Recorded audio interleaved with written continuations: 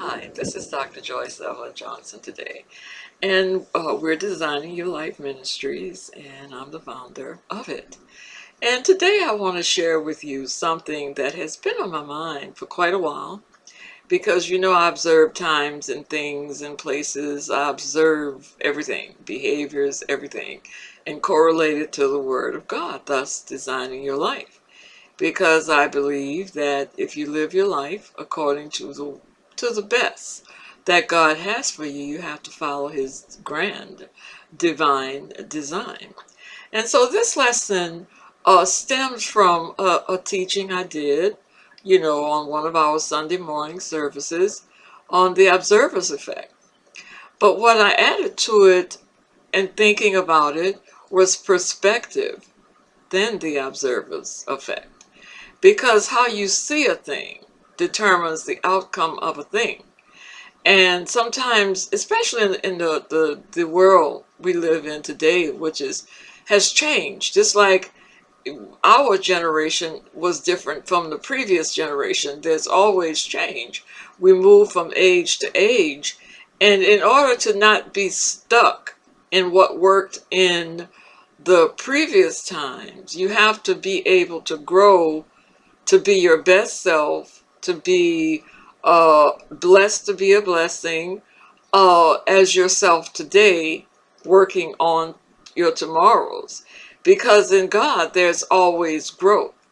But it struck me from my own travels, and journey through life, that how we look at things determines the outcome. Flip Wilson had something, for those of you who know who Flip Wilson was, he had something he would say all the time. Uh, how does it say? You get what you think, or you see it, or whatever. I lost that thought that quick. Now you see, but I lost that thought really quickly. It Flip Wilson? That's not even what I want to talk about. Okay, I rebuke this devil. I'll stick to my topic. But see, while I tape at night, distractions. I hear noise, all through the house, and it just, distracts me. But back on my subject. The subject is perspectives, the observer's effect. And the reason I'm doing this because as a man thinks in his heart, and that's Proverbs 23:7, for as he thinks in his heart, so is he. But going along with the always incorporating God in it, I found Deuteronomy 6:25 and says, and it shall be our righteousness. I said like, and it will be our righteousness. For if and when we observe to do all these commandments before the Lord our God, as he had commanded us. Okay, so blessing is your righteousness. So righteousness only means doing things the right way, according to the principles of itself. Electricity has its own principles, water has everything has natural principles that maximize its use and maximize its potential. And so if we were still living in horse and buggy days, our mode of transportation would have been feet, Flintstone feet. But as time went on and we got to the industrial age and this age, the Iron Age, all those age, the Bronze, all that, we grew using the same uh, things, the same principles, but it went higher and higher. Now, what does that have to do with growth and perspective? Okay, let me read this other one. Deuteronomy 8:1. All the commandments which I command thee this day, ye shall observe to do, that you may live and multiply, which means grow, and go in and possess the land, which the Lord swore unto your fathers. Now, let me translate that to what I'm talking about. All the commandments, the laws, the rules, the principles, the paradigms that have been laid down from the foundation of the earth by God, by the Creator. And if you create a thing, you know what it took to create it, and you know what it takes to maintain it. Okay? So that's what this is all about. You know what it takes to do all of that. So when you want to change, when you want to redesign your life, the first thing I've always found, and you do it automatically, is perspectives. How am I looking at this thing? How am I judging this thing? What is my modus operandi for wanting to get from point A to point B? Okay, and how do I get from point A to point D? Well, you can't, because you have to do B and C, because it's a process. Unless you know how to beat the process of growth, you have to take all those steps, which you may consider baby steps. But when you look back on it in hindsight, looking again, observing again, you realize that each step was important. It wasn't a little baby step. It's giant steps to get you to where you are going, to your desired, to your goal, to whatever you want to call it, how you want to get there. So the thing about it is, it's a process. And when it's a process, again, you have to follow that process. Y'all, this computer just drives me crazy. Just drives me berserk. But growth. Let's deal with growth. And I'm a person that believes in growth. Because if you don't grow in some things, you retard the process. And you don't want to be retarded in anything. Retard simply means you didn't grow according to your age, your time frame, your body, all the things. You just didn't grow, and you're not knowledgeable of it, and that could be why. But growth requires a willingness to change. First of all, it really does. Growth requires diligence. Growth requires focus on your goals. Growth requires, sometimes you have to get off to yourself. Find your own little Gilligan's Island and get on it and stay on it until you can be your best self. And it works for me. It just really works for me. Growth is just expansion, multiplicity, multiplying. Something new is created every day in you. When you wake up every day, you say, oh my God, what can I do today? When you grow tired of doing the same thing, that's, to me, my spirit telling me I should be doing something else. I should be adding on to what I know. I should be expanding and enlarging my territory. And that's exactly what it is. You have to. So I always think about the story of the elephant. And this really ministered to me years ago. I saw the picture of an elephant, like a baby elephant, and it was tied to a pole. And when you read the little cartoon, it said what it said. This was to keep the baby elephant safe, and the parents had tied it up because it was in the jungle, and I mean, hypothetical, it's a little fairy tale like thing. And it needed to be kept safe from its predators. So from, say, birth to a certain age, it was okay that his parameters of movement and how far he could go was only so far, because it was a long rope that tied him. So he could get to his food, play with the other elephants, but he would always be in that set space. Now that worked for a while. Okay, but the next little caption showed the elephant was trying to go forward and it couldn't. So the parents came along and they freed the elephant. The mother elephant freed the elephant. But when she would check on her child, who was now a teenager or a young adult, he would stay in the same parameters. Say it was a 15-mile rope. He could go 15 miles in any direction.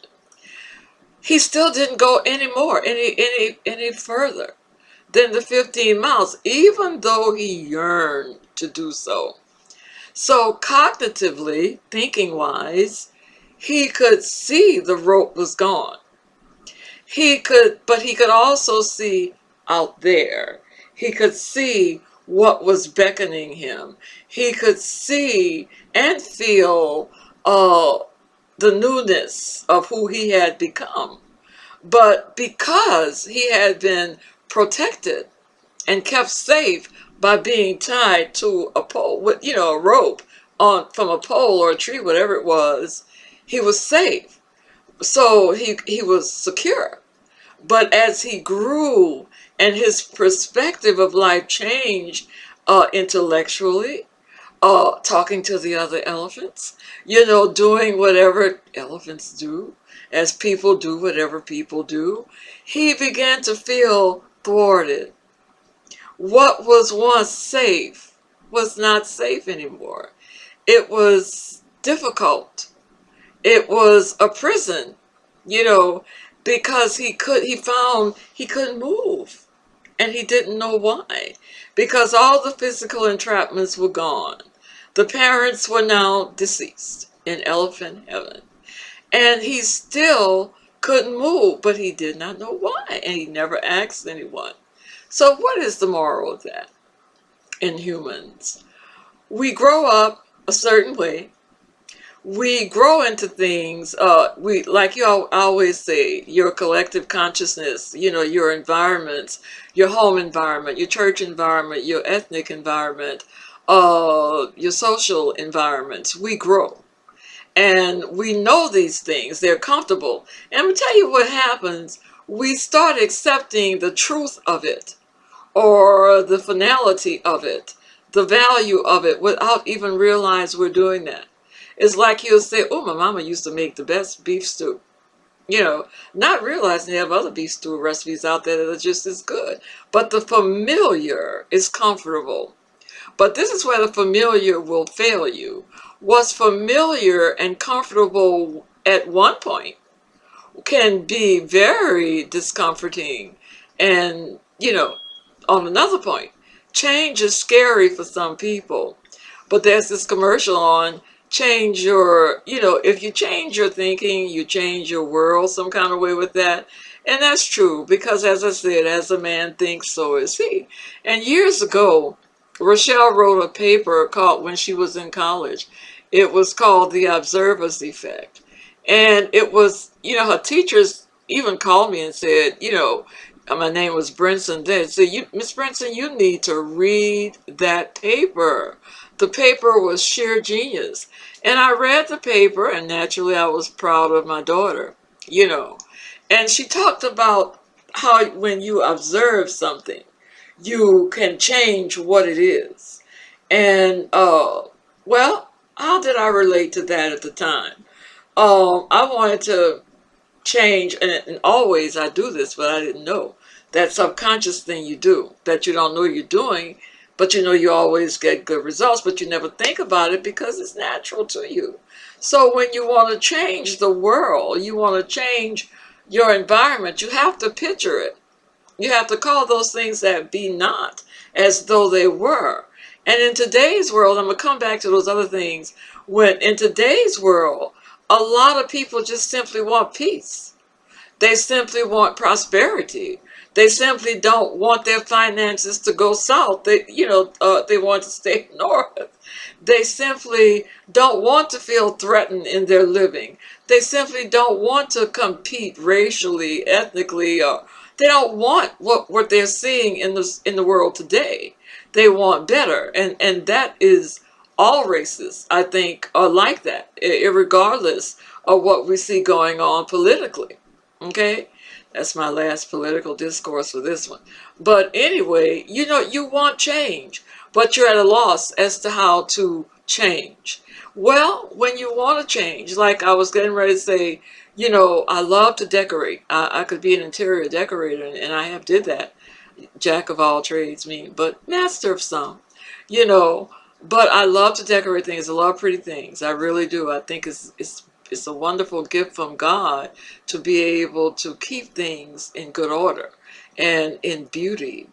I love that. But anyway, I remember wanting to decorate my living room. We had bought this house. And I remember I saw a picture of something that came close to what I wanted. And I would go into the living room, and it was empty until I got what I wanted. And I would picture it. I would picture the walls, a beautiful chocolate brown. I would picture draperies from ceiling to floor. At the time, it was this velvet stuff, golden velvet, type sofas and whatever, very, elegant Ethan Allen type of thing. I pictured the whole thing. And I did that for a couple of months. As a man thinks in his heart, so is he. So what was going on subconsciously? Okay, I knew I could get it. I didn't even think about that. I just trusted God that I knew I could get it. And so walking through the French Quarter one day, the very sofa I drew, the accompanying pieces that I drew was in the window at an Ethan Allen store. And my husband said, "You want it?" "What?" "Yeah, I want it." So we got it. And I just loved my living room. Same thing happened when I wanted a car. Every night I would peep through the peephole and I would see this car parked in front of the house. How many know? About 2 months later, my girlfriend said, "Come on, Joyce, let's go get your car." And we went, got to the parking lot, and there it was, the car that I had seen. And a friend of mine, he called me from Baltimore. He said, "I can just see you in this car, white, whatever, whatever." And I had to call and tell him, I got the car. So what am I saying? When you want to change things, irregardless of how your conditions in the outer world, you can't control that. But you can control how you see things. You can control how you set your mind up and your spirit up, because your mind and your mouth, or the way you think, these are your manufacturers. They manufacture your world. You speak those things that be not as though they were. Call it. The call compels the answer. So relative to the world and to the things that are going on now, the things that people yearn for, give yourself permission to yearn for it. Because I read Catherine Ponder, and she said, sometimes, all the time, really, I think, the things you desire are the things that God is saying to you already have. It's up to you to use it, just like talents, skills, and abilities. You can have them, but if you don't use them, they're no good. And so it actually works. And I put it to the test. It actually works. And I work on it in silence, because, just like the baby grows in the womb and nobody don't see the baby until the baby is born. They see your little bulging stomach, or a big bulging stomach, as mine was 3 times, because I was getting a lot of weight. But anyway, that's another story. But anyway, here comes the baby. Just like a baby, when you want to change things and that baby got to be born, you think you're dying. You're not, because the minute you see the baby, all that pain goes away. Same thing with change. But it starts with observations and perspectives. And I'm going to touch upon people, how we view people with perspectives, and, how we judge and how we see and act upon it. Because believe me, what you think you will do. What did I find today? It says, when you change the way you look at things, the things you look at will change. And that is so true. When you change the way you look at people, the people you looked at as being whatever way you saw them might not really be that way. It might be your experiences you're putting on that person. What eyes do you see through? Basically, you see through the eyes of faith, or you see through the eyes of fear, or you see through the eyes of yourself being the reference point for everything. And it's not. It's not. I'm one that does not like change at all. I don't like change at all. I'll tell you that right now. Leave it the same way for me, and I'm good. I'm good. I'm really good. So in this world today, and I apply it to myself, because sometimes I can't look at certain things. They are so inhumane, so egregious, so out there, yuck twice there, So what do? You have to come to the conclusion you can't change the world. And just because that's my perspective, or that's what's being put out there, because usually, but here I go again with the political, the church stuff. Whoever you're under, Church-wise, that phone keep ringing, and I'm just gonna let it ring. You know, it's another reason why I take good night. The phone don't ring as much. But whoever church-wise you sit under, whoever you're being governed by, Republicans, Democrats, whatever, people share perspectives. But to me, you're not a thinking person. You know, overall, you have general agreements to, okay, this is the way I think, this will work. I know it works, you know, so this is the way it is. But I've always had a problem and I could always recognize a person's perspective based on their life experiences. So when I hear something like that come up in wherever I am, well, that's the way you think. Because you'll notice some people, when you're sharing information or just talking like people do, and they'll say, oh, I would never do that. Why do you do that? Well, I'm not you. You know, you're not me. Let's respect each other's perspectives and observations, because you'll find yourself, if you take on other people's perspectives and observations, even about yourself, you start doubting you. And that's why it's important to know thyself.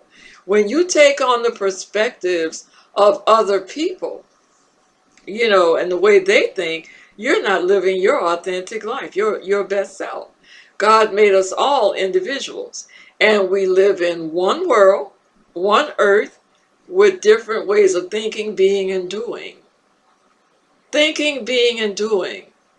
And your thinking, the way you think, your being, the way you're being, yourself is based on and how you operate. Your modus operandi, whatever, you know, comes out of your observation. You know, I have a friend who is a musician. I have several. And they think in terms of music. Everything is I don't care what it is, some kind of way, all their Facebook posts are about music. And I understand that because that's the way that person is. I know a person who is a mechanic, and they think in terms of cars and engines and motors and relativity to all. Everything is relative to that. Myself, I am a seeker. You know, I like to know how things work. So when I see something, you know, you see the cute little dogs and cats on Facebook, and their heads be going this way and that way and this way. That's me, you know. So I think in terms of, how did this begin? How do you keep it going? What's the makeup of this? Therefore, I love recipes and I love cooking and I love reading, because those are discovery things and I can make it relate to me. So we all, whether we know it or not, or whether we're cognizantly know it, we're doing that 24/7 the minute you open your eyes. That's why it's so important to set your day, command your morning. See your morning, see your day going well. I had trials when I woke up happy this morning, right? And I had to take this lesson and put it to me, and everything was okay. I said, wait, I need to look at that a different way. And so I looked at it a different way. I had to work with it, you know, but guess what? I got it where I wanted it to be. I started seeing it the way I wanted it to be. I started getting rid of the emotion that the negative thing was bringing me and seeing it in a positive light. And do you not know we can do that with everything? We can do that with everything. So when people get upset about things that they see and feel hopeless, you're really not. So I told y'all this was going to be a two-part, because you know I can't do things short. I'm just long-winded. So hang in there, and I will be back in a minute. Thank you.